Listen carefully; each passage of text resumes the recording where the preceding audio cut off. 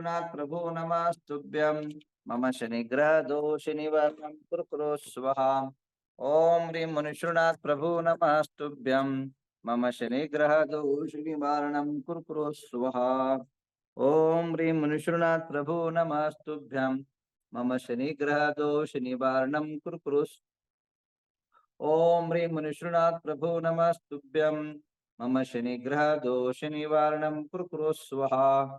ओम ह्रीं मनुष्यनाथ प्रभु नमस्तुभ्यं मम शनिग्रह दोष निवारणं कुरु कुरु स्वाहा। आइए अभी जो है आपके जीवन के अंदर अकाल मृत्यु दोष दूर हो, इसलिए जो है दो मंत्र वर्धमान महावीर भगवान का मंत्र पठन करके आज की राम जी का जो है कथा सुनाते हैं।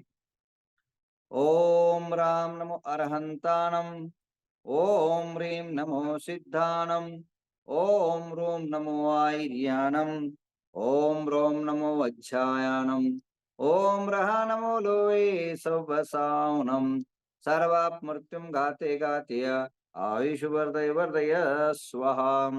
ओम राम ह्रीं रोम रोम रा असी अवसा, अपने अपने नाम लीजिए। सर्वजनश्याम सर्वाप मृत्युम घाते घाते आयुष वर्धय वर्धय स्वाहा। भले भगवान मनुष्यनाथ प्रभु की जय। आप सभी के जीवन के अंदर राम की कथा बहुत मार्मिक कथा है। राम और रावण दोनों एक ही राशि, दोनों राजा थे। नाम और सत्ता होने से कोई आदमी बड़ा नहीं होता है, उसके गुणों से, उसके आचरण से, उसके पदा के बैठने के बाद व्यवहार से जो है बड़ा और छोटा होता है, और उसकी कृति से बड़ा छोटा होता है। इसलिए कहावत है, जन्म से नहीं कर्म से मनुष्य महान होता है। राम भी राजकुल के थे और राजा थे, और अनेकों विद्याएं, अनेकों सिद्धियां, अनेकों रिद्धियां प्राप्त की थी। और रावण ने भी अनेकों जो है सिद्धियां रिद्धियां प्राप्त की थी, बट उनका कर्म जो है गलत था। और एक कर्म के कारण, एक गलती के कारण अपने जीवन को मात्र नहीं, पूरे लंका को खतरे में डाल दिया। कहते हैं 1,00,000 पूत 1,25,00,000 नाथी, जिनके घर में दिया न बाती। जब लाखों की संख्या में जिनके नाते और पोते हो, पुत्र हो, जब वह सारे दुनिया में दीपावली हो रही थी, दसरा के अंदर सभी जगह दीप जल रहे थे, परंतु रावण के घर में कोई दीप जलाने वाला नहीं था। कारण एक अपराध के कारण। तो कहने का तात्पर्य यह है, भगवान रामचंद्र, उनका आचरण प्रथमतः ही धार्मिकता, धार्मिक विचार, और इतना बड़ा कष्ट होने के बाद भी, इतने बड़े संकट आने के बाद भी, राज गद्दी पर बैठने का वक्त पर वनगमन होने के बाद भी धर्म को नहीं त्यागा। आपका कोई 1000 लाइफ के अंदर अनेकों काम भगवान के आशीर्वाद से हो जाता है, तब कहते बहुत अच्छा हुआ। और अचानक 1-2 काम नहीं हुआ तो आप भगवान को गाली तक नहीं, भगवान के मंदिर तक आना छोड़ देते। नेगेटिव विचार, नेगेटिव धारा से आप बहने लग जाते। आपके मन के अंदर द्वेष और विद्वेष की भावनाएं निर्माण हो जाती, धर्म के प्रति, धर्मात्माओं के प्रति, धार्मिक आचरण के प्रति जो है आपकी विचारधाराएं बदल जाती। तो कहने का तात्पर्य यह है, धर्म सदा साथ रहना। एक ध्यान रखिए, आगे कथा आएगा, मैं कथा कह नहीं पाऊंगा रास्ते में होने के कारण, आगे का भी कथा एक अब कह दूं। जब राम वनगमन के बाद अयोध्या आ जाते हैं, अयोध्या आने के बाद प्रजा सुखी रहे, प्रजा आनंदित रहे, तो इसलिए जो है प्रजा के मन के अंदर, दिल के अंदर, घर के अंदर क्या क्या चर्चाएं चल रही है, ये जानने के लिए छद्म वेश से जो है सारे गांव और गलियों में घूमते हैं। उस टाइम एक जो है धोबी जो है अपने घर के अंदर झगड़ा करता हुआ जोर जोर आवाज कर रहा था, और जब आवाज कर रहा था तो अचानक लोग इकट्ठा हुए, और लोग इकट्ठा होने के बाद लोगों ने पूछा क्या हुआ, तो ने कहा मेरी पत्नी को बुलाते कि आधा घंटा मैं जा करके आती हूँ। तो परमिशन दिया था, ये कम से कम जो है 1 घंटा चली गई, अभी आई नहीं। तो मैं ऐसा वैसा आदमी नहीं हूँ, मैं कोई रामचंद्र नहीं हूँ, 6 महीने जो है रावण के पास आने के बाद अपने पास में बैठा के रखने वाला कोई मैं राम नहीं हूँ। तब रामचंद्र के मन में मानसिकता है निर्माण हुई कि अभी भी सीता को उन्होंने, लोगों ने जो स्वीकारा नहीं, अभी भी डाउट है। तभी जो है उसी टाइम पर सीता के जो है मन में भावनाएं निर्माण हो गई थी कि मैं सभी क्षेत्रों का, सिद्ध क्षेत्रों का तीर्थ यात्रा करूं। तब कृतांत वक्र सेनापति को बुला करके राम ने आज्ञा दिया कि जाकर के सीता को ले जाकर के जंगल में छोड़ो और बहाना से ले जाओ कि तीर्थ यात्रा चलना है। तो माते सीते को जो है तीर्थ यात्रा के बहाने जंगल में ले गए, और जंगल में ले जाकर के आदेश रामचंद्र का सुना दिया, हे माते, आपको जो है कोई तीर्थ यात्रा के लिए लाया नहीं गया है, आपको जो है वन के अंदर छोड़ने के लिए लाया गया है। जैसे ही आपको राम ने त्यागा है, जैसे शब्द सुनती है मूर्छित होके गिर पड़ती है। शीतोपचार के बाद वो जाग उठती है, गिड़गिड़ाती है, रोती है, शोक और ताप संताप से भर जाती है। उसी टाइम पर कृतांत शिक्र सेनापति कहता है, माते मैं जा रहा हूं, आपको रामचंद्र से कुछ कहना है क्या? ने कहा कुछ कहना है, मैं लिख के देती हूँ। जाकर के ये लेटर जो है वहां ताड़पत्र के पत्र को तोड़ा और अपने राइटिंग से कुछ लिख के दिया, जाकर के रामचंद्र को दे देना। वह पत्र लेकर के रामचंद्र के सभा में कृतांत वक्र सेनापति जाता है, और रामचंद्र के हाथ में सीता माता का लेटर जो है दिया जाता है। देने के बाद सीता माता पढ़ती है, और पढ़ने के बाद सीता माता का अक्षर से लिखा हुआ और भाव विभोर पत्र जो है रामचंद्र सबके सामने पढ़ने शुरू कर देते हैं। वो पत्र आपको भी सुना देता हूं, देखिए कितनी महानता और कितनी जो है आप में और उनमें कितना अंतर था, कितना विचार बदलाव था। आज के पति के प्रति महिलाओं की भावना और उस टाइम की महिलाओं की भावना, इसलिए भगवान और पूज्य कहलाए, और आप जहां के तहां क्यों हैं। वह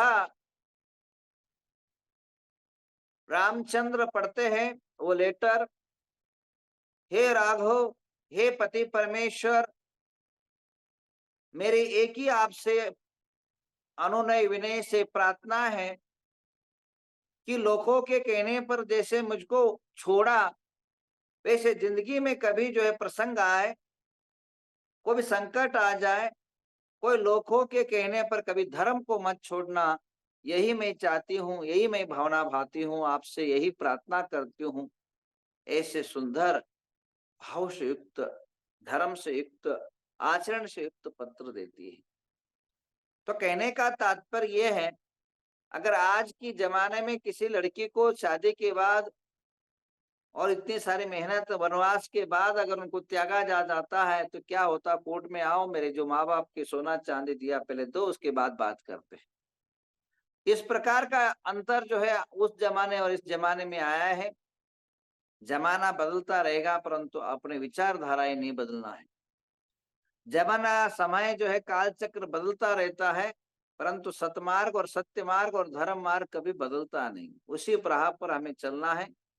तो मैं इतना ही कहते हुए आज जो है संध्या के टाइम पर कर्नाटक के उत्तर कर्नाटक के जितने भी कॉलेजेस हैं, साइंस कॉलेज, सभी के चेयरमैन और प्रिंसिपल का एक समावेश है।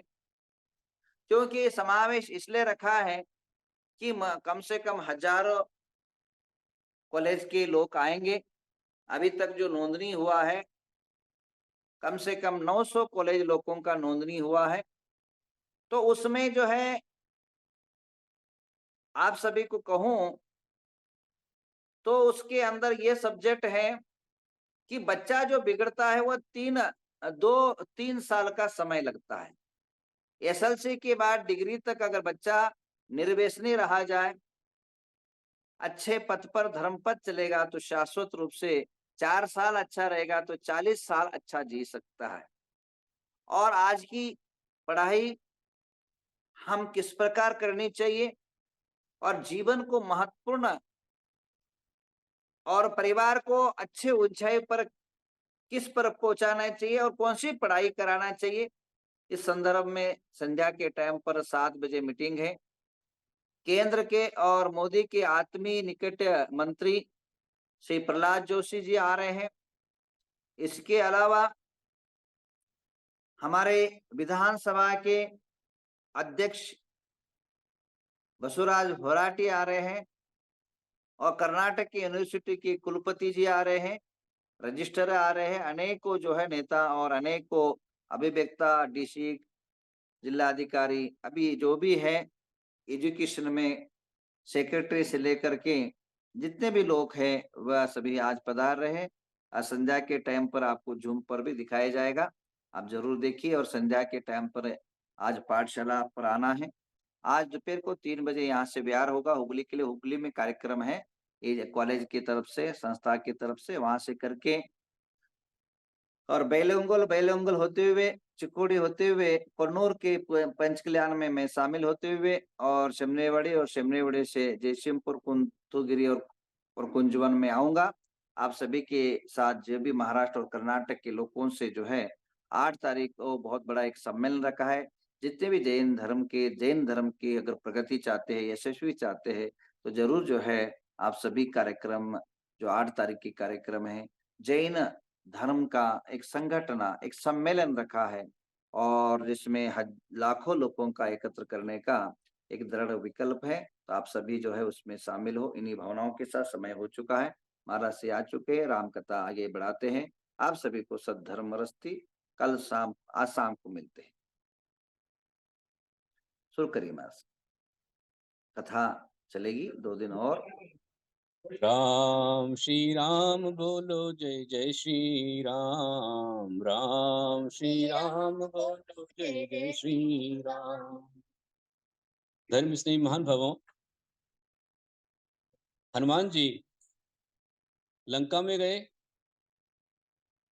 माता सीता का पता लगाया और राम की मुद्रिका, राम की अंगूठी माता सीता को दी।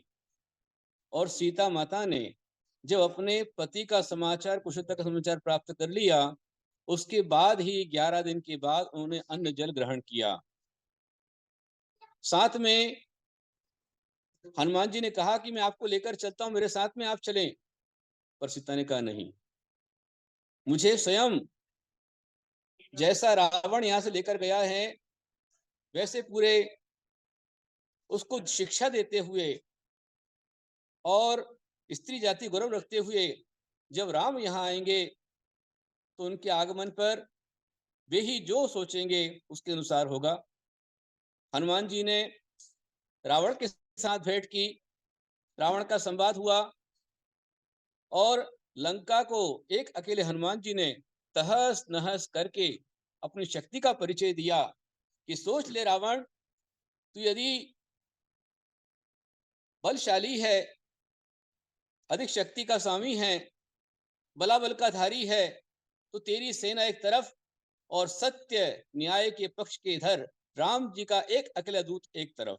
अकेले एक हनुमान जी ने पूरी लंका को तहस नहस कर दिया, इंद्र भवन उजाड़ दिया, बहुत कुछ नुकसान करके, और वह वापस अपने शरीर की ओर चले गए।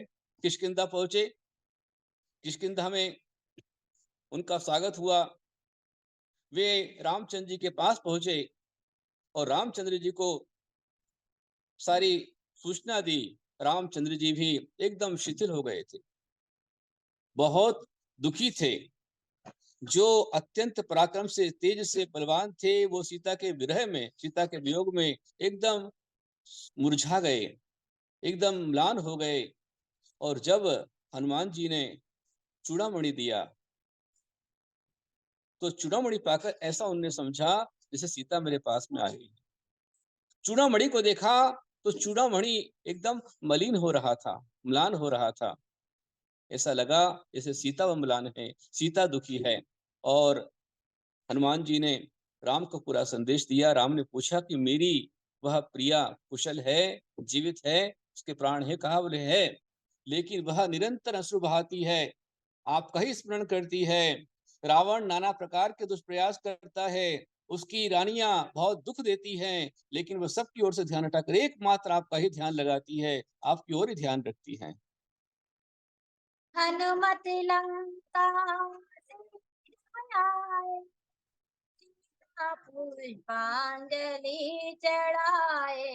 राम श्री राम बोलो जय जय श्री राम। चूड़ामणि सीता से लाए, राम को संदेश बताए। राम श्री राम बोलो जय जय श्री राम। राम श्री राम बोलो जय जय श्री राम। राम को सारा विषय बताए, सुनकर राम सभी को बुलाए। राम श्री राम बोलो जय जय श्री राम। राम श्री राम बोलो जय जय श्री राम।